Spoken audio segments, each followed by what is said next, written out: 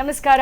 ನಾನು ವಿದ್ಯಾ ಮಾತಾಡ್ತಿದ್ದೀನಿ. ನಮ್ಮ ಜೊತೆಗೆ ಇವತ್ತು ಸದಾ ಒಂದಲ್ಲ ಒಂದು ವಿಚಾರದಲ್ಲಿ ಕಾಂಟ್ರವರ್ಸಿಯಲ್ಲೇ ಸುದ್ದಿ ಆಗ್ಬಿಟ್ಟು ಪರಪ್ಪನ ಅಗ್ರಹಾರ ಜೈಲಿಗೆ ಹೋಗಿ ಬಂದು ಅಲ್ಲಿ ರೇಣುಕಾಸ್ವಾಮಿ ವಿಚಾರಕ್ಕೆ ಸಂಬಂಧಪಟ್ಟಂತೆ ಆರೋಪಿಗಳಾದಂತಹ ದರ್ಶನ್ ಹಾಗೆ ಪವಿತ್ರ ಗೌಡ ಇವರು ಯಾವ ರೀತಿ ಇದ್ದಾರೆ, ಯಾವ ರೀತಿಯ ಲೈಫ್ ಸ್ಟೈಲ್ ಬಿಲ್ಡ್ ಮಾಡ್ತಿದ್ದಾರೆ ಅಂತ ಹೇಳ್ಬಿಟ್ಟು ಸದಾ ಸುದ್ದಿವಾಹಿನಿಯಲ್ಲಿ ಸುದ್ದಿ ಆಗ್ತಾನೆ ಇದ್ರು ನಮ್ಮ ಪವಿತ್ರ ಗೌಡ ಅವರು ಇವತ್ತು ನಮ್ಮ ಜೊತೆಗೆ ನೇರವಾಗಿ ಸಿಕ್ಕಿದ್ದಾರೆ.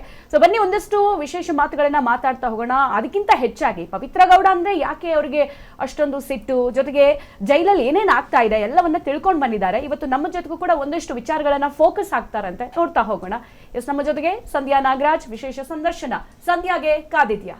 ಎಸ್, ಸಂಧ್ಯಾ ನಾಗರಾಜ್ ಅವರೇ ನಮಸ್ಕಾರ, ಪಾಡ್ಕಾಸ್ಟ್ಗೆ ಸ್ವಾಗತ. Thank you. ಎಸ್, ಮೊದಲೇದಾಗಿ ಹೇಗಿದ್ದೀರಾ ಅಂತ ಕೇಳ್ಬೋದಾ? ನಾನು ಸೂಪರ್ ಆಗಿದ್ದೀನಿ, ಇನ್ನೂ ಚೆನ್ನಾಗಿದ್ದೀನಿ. ಓಕೆ, ಜೈಲಿಗೆ ಹೋಗಿ ಬಂದ್ಮೇಲೆ ಕೃಷ್ಣನ ಜನ್ಮಸ್ಥಳ ಇನ್ನಷ್ಟು ಚೆನ್ನಾಗಿದ್ದೀನಿ, ಇನ್ನಷ್ಟು ಪಾಸಿಟಿವ್ ಆಗಿದ್ದೀನಿ. ಓಕೆ, ಆಮೇಲೆ ಇನ್ನೊಂದು ವಿಚಾರ ಕೇಳ್ಪಟ್ಟೆ, ಸುದೀರ್ಘವಾಗಿ ಪವಿತ್ರ ಗೌಡ ಬಗ್ಗೆ ಆರೋಪಗಳನ್ನ ಮಾಡ್ತಲೇ ಇದ್ದೀರಿ.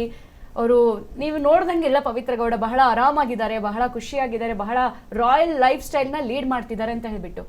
ಯಾಕೆ ಪವಿತ್ರ ಗೌಡನೇ ವಿಚಾರ ಜೈಲಿಂದ ಬಂದ್ಮೇಲೆ ಅಂತ? ನಾನೆಲ್ಲೂ ಪವಿತ್ರ ಗೌಡಿನ ವಿಚಾರನೇ ಹೇಳ್ಕೊಂಡ್ಬಂದಿಲ್ಲ. ಜೈಲಲ್ಲಿ ನಡೆದಿರುವಂಥ ಅನುಭವ, ಜೈಲಲ್ಲಿ ನಡೀತಾ ಇರುವಂಥದ್ದು ತಿಳಿಸುವಂಥ ಕೆಲಸ ಮಾಡಿದ್ದೀನಿ.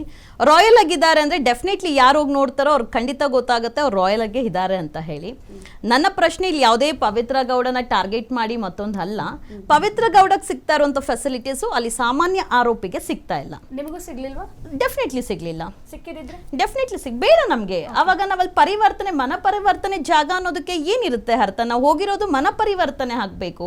ಮಾಡಿರುವಂತ ತಪ್ಪೋದು ಆಕಸ್ಮಿಕನ, ಅನಿವಾರ್ಯನ, ಏನು ಒಂದು ಕೆಟ್ಟ ಘಟನೆ ನಾವು ಹೋಗಿದ್ದೀರಿ ಅದು ಮನ ಪರಿವರ್ತನೆ ಜಾಗದಲ್ಲಿ ನಾನು ಹೋಗಿ ಮೇಕಪ್ ಮಾಡ್ಕೊಂಡು ನಾನು ಏನೋ ಬೇಕಾಗಿದ್ದೆಲ್ಲ ತಿನ್ಕೊಂಡು ಇದ್ರೆ ಅದು ಪರಿವರ್ತನೆ ಜಾಗನೇ ಅನ್ನೋದಿಲ್ಲ ಅಲ್ವಾ? ಅದನ್ನ ನಿಮ್ಮ ಮನ ಪರಿವರ್ತನೆ ಎಷ್ಟಾಯ್ತು?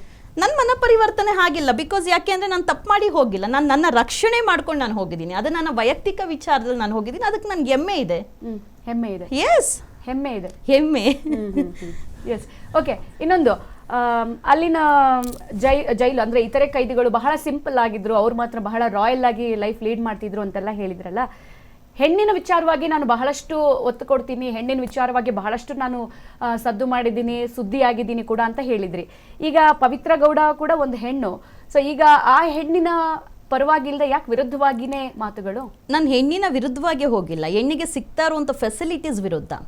ಅಲ್ಲಿ ನನಗೂ ಸಹ ಸೇರಿ ಸಾಮಾನ್ಯ ಆರೋಪಿಗಳಿಗೆ 2 ಜೊತೆ ಬಟ್ಟೆ ಬಿಟ್ರೆ ಸಿಗ್ತಾ ಇರ್ಲಿಲ್ಲ. ಆ ಒಂದು ಜೊತೆ ಬಟ್ಟೆ ವಾಶ್ ಮಾಡಿದ್ರೆ ಇನ್ನೊಂದು ಜೊತೆ ಬಟ್ಟೆನೆ ಹಾಕೊಳ್ಬೇಕಾಗಿತ್ತು.